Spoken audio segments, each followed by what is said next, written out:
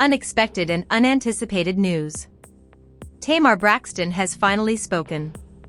Tamar Braxton, the reality TV queen and soul diva who once said, "I will never let a man dim my light," participated in an exclusive Raw sit-down that stunned even the producers after months of silence, enigmatic Instagram posts, deleted photos, and fans tearing each other apart in comment sections. Has just revealed the revelation that clarifies everything. Reveals the real cause of her breakdown and marriage to Jeremy Jr. Robinson. Honey, it's not what you believe. End the allegations of infidelity with. Stop spreading rumors about financial conflicts. Ignore the bloggers who are yelling. Another Braxton sisters curse. Here, it's darker. This is deeper. This kind of truth shatters families, long-standing friendships, and your preconceptions about love, loyalty, and what really happens behind the closed doors of an ideal Hollywood power couple. People with knowledge of the situation claim that Tamar was shattered by betrayal. There are rumors that Junior crossed a line that no man should ever cross when he married into the Braxton empire. Tamar is furious in addition to being injured by. She is in pain. Now she's ready to destroy everything with the truth. You've witnessed the red carpet smiles. You've seen the synchronized outfits. You know the melodies of love. But tonight, you'll learn what really happened when the cameras stopped filming. Marriages across America will have to check their own locks after hearing Tamar Braxton's story. So put on your seatbelt. Now that she has broken her silence, nothing will ever be the same. Stay here. You won't want to miss a word. When the lights in the studio went out, Tamar Braxton was seated across from me. No makeup could hide the storm in her eyes, but her signature red lipstick was still flawless. She took a deep breath and twisted the diamond ring she was still wearing with her fingers. She said that it had nothing to do with love but rather with unsolved business. I stayed silent for so long because I didn't want to give the blogs what they wanted, she remarked in a steady, low voice. But I started to feel like I was protecting him by keeping quiet. I'm also done supporting Jeremy Robinson. Fans have been spreading the same rumors for months. Money fades more swiftly than love, rumors of infidelity are spreading like wildfire, and another Braxton sisters' marriage is in ruins. But it wasn't a different lady, it wasn't the ongoing financial struggles. Instead, Tamar leaned forward and spoke straight into the camera as if she were addressing everyone who had ever stood by her. Letting the weight settle, she paused. It was much more intimate. Something that cut more deeply than any side chick could. Jeremy started to change as soon as we said, "I do." At first, it was little things like, always keep your phone face down. He would delete texts before I could see them, and he never invited me to his late-night studio sessions. It was the music industry, I told myself. He's working hard and creating stuff, which is exactly what producers do. Then the debate started, but it wasn't the cute, passionate kind we used to make jokes about on Braxton family values. These were calculated and icy. One night in particular continues to trouble her. She said they were in their Calabasas home, which featured an infinity pool overlooking the hills. For his upcoming project, Tamar had just finished singing a brand new hook she had composed. Wine glasses were half empty after dinner. She was happy. He hardly looked away from his phone. "Baby, you hear me?" she asked, and he nodded while his thumbs kept moving. She reached over playfully to see what was so important. As though she had burnt him, he reached for the phone. The first crack was that. He'd never done that before, Tamar remembered, her voice shaking a little. We were destined to be partners in life, music, and everything else. You never kept anything from me. But when she woke up the next morning, he had already left. He treated me that night as if I were the enemy, as if I were invading something that wasn't mine to witness. Her heart was already sinking, and there was nothing but an empty side of the bed and no text or note. He stated he had a long meeting, kissed her forehead, called her queen, and pretended nothing had happened when he got back that night. However, Tamar isn't that kind of wife. She didn't want to be the one who checks phones or one turns into a detective in her own marriage. However, doubt has a tendency to spread. She started to notice the erased texts, his sudden interest in privacy settings, and the way he would leave the room to answer calls as the weeks stretched into months of this slow poison. "Jeremy, what's going on? Are we okay?" Tamar tried to say. He would pull her in close, give her that $1,000,000 smile, and mumble that he loved her wild ass and that she was his muse. Love makes you want to believe, so for a moment she would believe him. But then the trend would happen again. He would return home smelling like a different scent than the one she had bought him, another late night, another studio emergency. At last, was the night that everything altered. Tamar was supposed to be on a girls' vacation in Miami with Tony and Tracy. She made a last-minute cancellation and drove home early, silently, her intuition shouting louder than joy. The music was soft, the lights were low, and there was laughter, not just his, but a woman's, that was high, familiar, and confident as she carried her keys as if she were sneaking into her own house. Tamar halted in the lobby, her heart thumping so loudly she thought they would hear it, and moved closer. She made her own decision on the white sofa in their living room, turning down Jeremy and her own backup vocalist, the one who had accompanied her on every tour, the one Tamar referred to as Little Sis, and the one who wept on Tamar's shoulder when her own guy cheated.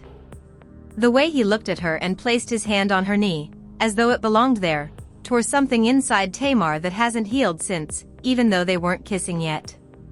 She didn't throw anything or shout. Rather, all she said was that she moved into the light. Tamar didn't wait for justifications.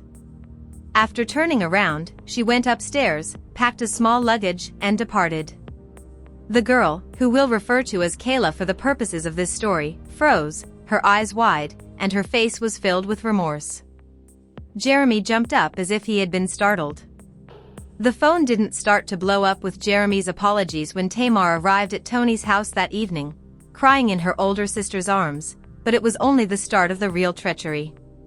Quiet melancholy, no dramatics, no meltdown a la reality TV. Instead of Kayla begging for forgiveness, there are screenshots showing Jeremy and Kayla going back several months. Inside jokes, hotel receipts, late-night texts, and photos of them at events Tamar couldn't attend because of her job. The worst part is that Tamar was actually asleep in the adjacent room when some of those messages were sent. When the family learned in waves, Tony became enraged and was ready to confront Jeremy directly.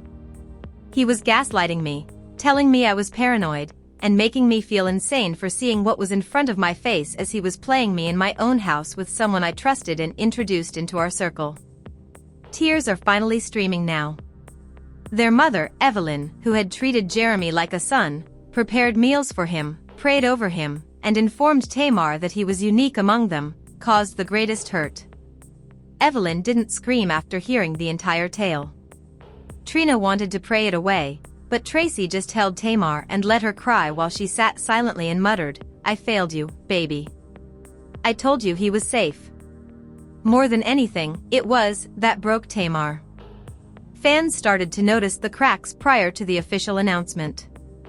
Tamar stopped posting pictures of couples. Junior's Instagram account fluctuated between being secret and public. Odd captions on self-awareness and loyalty. Tamar Braxton filed for her third divorce after the internet went bananas. Tamar said nothing when Junior Robinson was discovered having an affair with a supporting vocalist. "Until now, I didn't speak because I was ashamed," she added. She sat up straighter and wiped her eyes. "I'm angry and I'm free now, but I'm ashamed that I missed it and that I allowed another man to make me doubt my worth. This isn't simply about an unfaithful husband. It's about a man who looked me in the face every day, told me he loved me, and created a life with me before choosing to dismantle it piece by piece.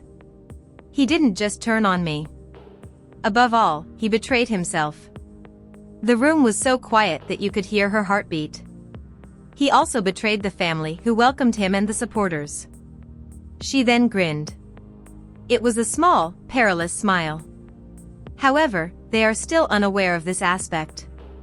Jeremy did more than simply have an affair, so this is the part I'm going to tell the world. There was a ton more. You'll see why I'm unable to return once I'm finished. Are you ready? She asked, bending closer to the camera. Because things truly become bad in this next section. Tamar quietly set down the glass, took a leisurely sip of water, and looked straight ahead as though she was finally ready to drop the second bomb.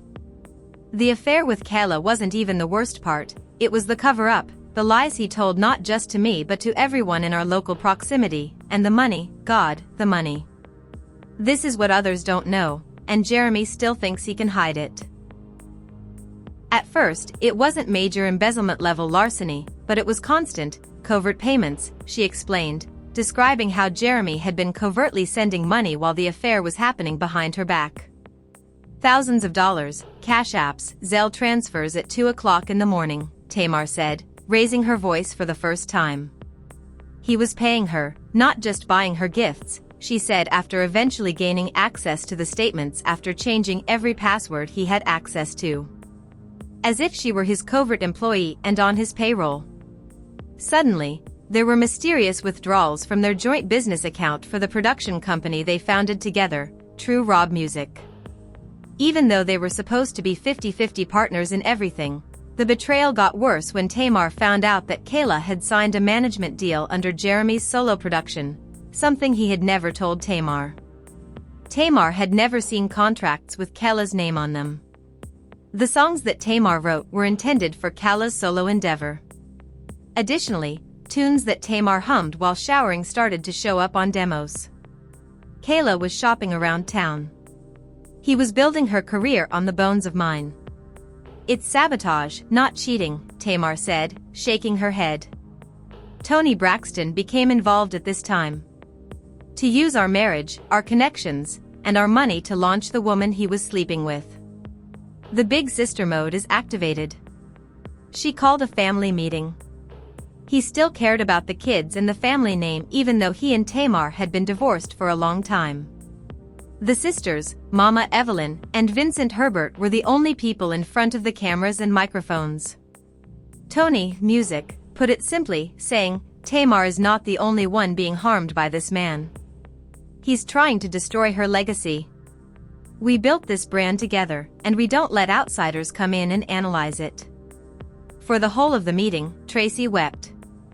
Tamar was done praying, but Trina urged, we got to pray harder.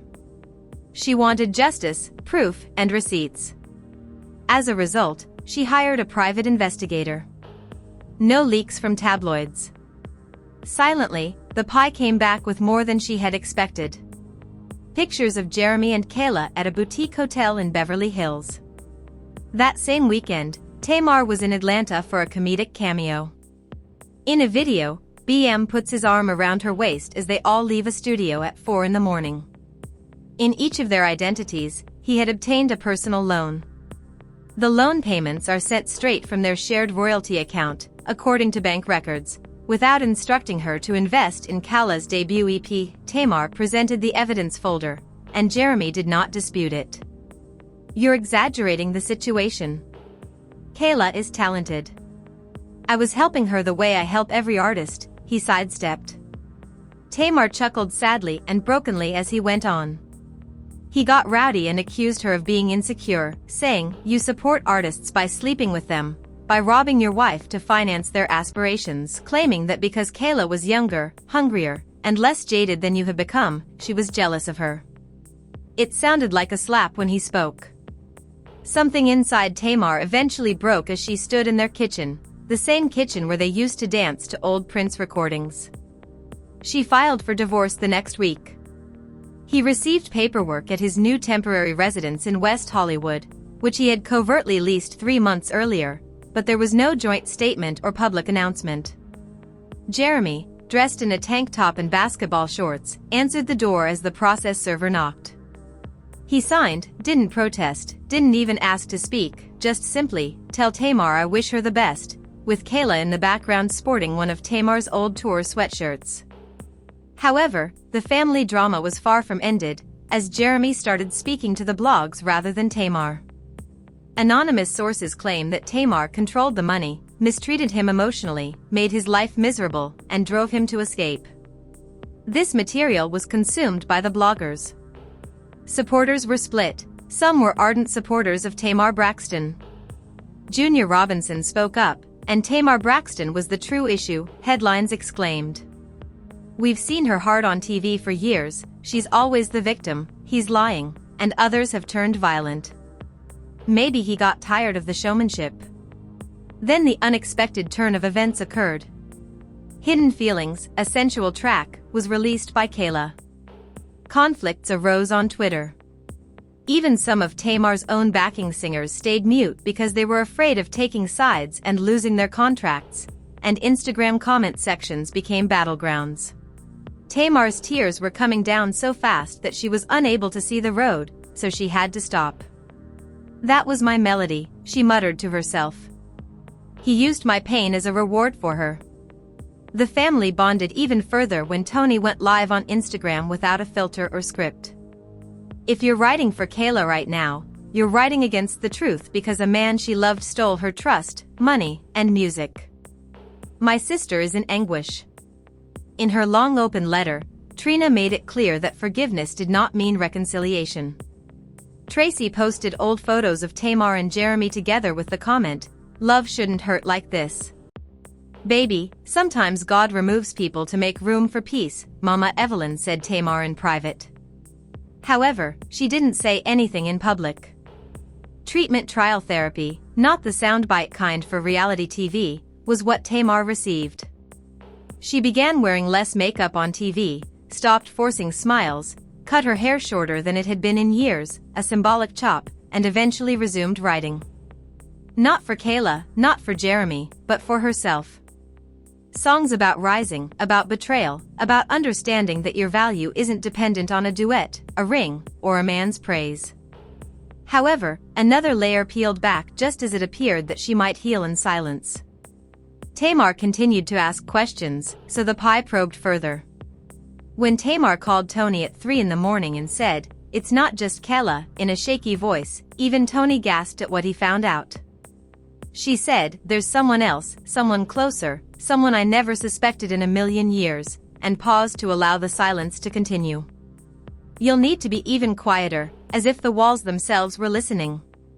In all of this, Kayla wasn't the one who hurt me the most. Instead, Kayla was merely a symptom. My own cousin Shanice, who has been in my life since the beginning, is the source of the real poison. Shanice gave it some time to linger. I trusted her with my hopes, my children, and my secrets. Her eyes were foggy but menacing. Even in the story, Shanice had been a part of the marriage from the start. She had assisted with the wedding planning, stayed over during late-night writing sessions, and even crashed on the couch after family get-togethers. She was the one who used to watch Logan and Logan's younger brother while I was traveling, called me T like we were sisters, closer than sisters, and wrote "Ride or Die" for my family beneath every photo of Jeremy and me when everything seemed ideal.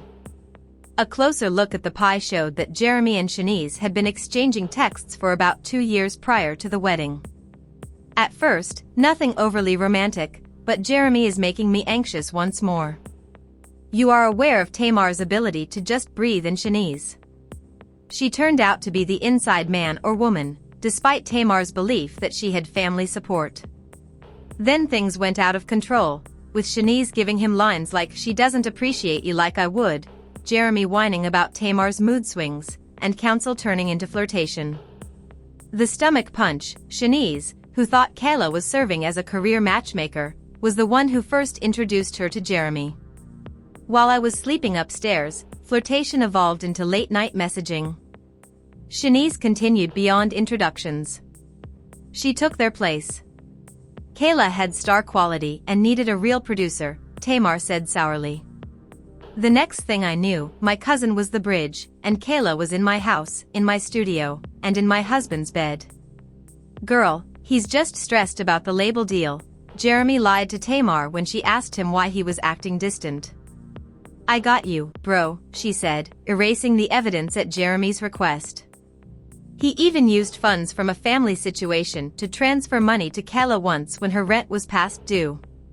Shanice didn't deny much when Tamar finally confronted her over FaceTime because she couldn't stand being in the same room. That wasn't the case.